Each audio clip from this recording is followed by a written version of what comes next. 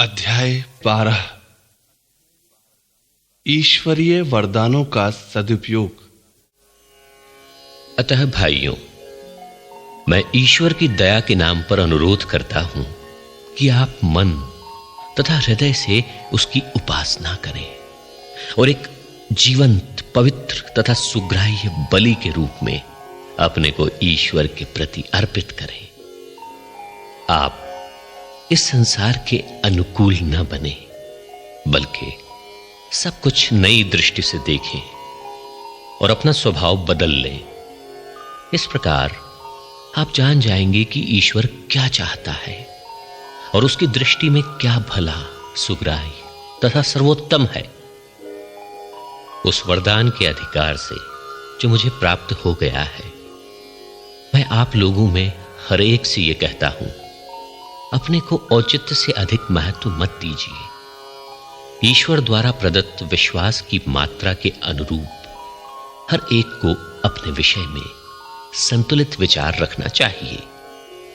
जिस प्रकार हमारे एक शरीर में अनेक अंग होते हैं और सब अंगों का कार्य एक नहीं होता, उसी प्रकार हम अनेक होते हुए भी मसीह में एक ही शरीर और एक दूसरे के अंग होते हैं।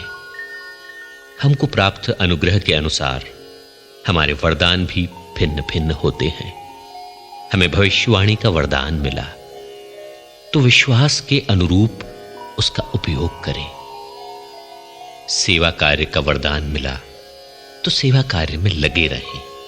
शिक्षक शिक्षा देने में और उपदेशक उपदेश देने में लगे रहें।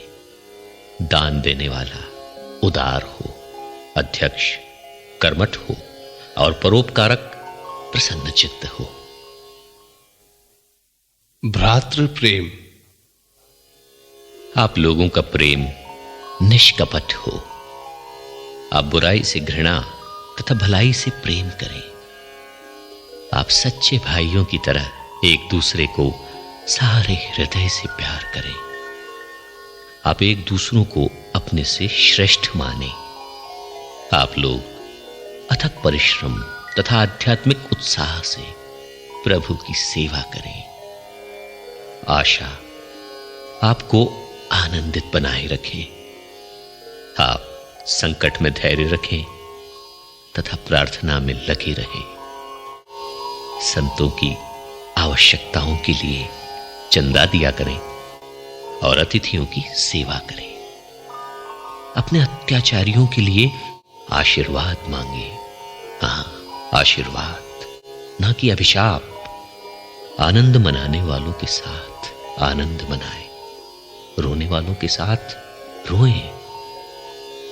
आपस में मेल मिलाप का भाव बनाए रखें। घमंडी ना बने, बल्कि दीन दुखियों से मिलते जुलते रहें। अपने आप को बुद्धिमान न समझें।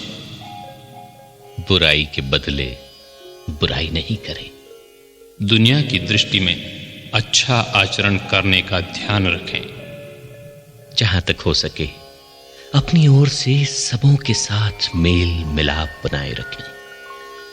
प्रिय भाइयों, आप स्वयं बदला न चुकाएं, बल्कि उसे ईश्वर के प्रकोप पर छोड़ दें, क्योंकि लिखा है, प्रभु कहता है, प्रतिशोध मेरा अधिकार है, मैं ही बदला चुकाऊंगा।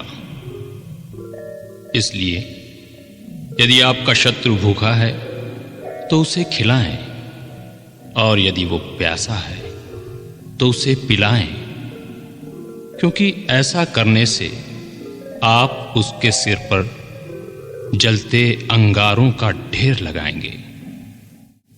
आप लोग बुराई से हार न माने, बल्कि भलाई द्वारा बुराई पर विजय प्राप्त करें।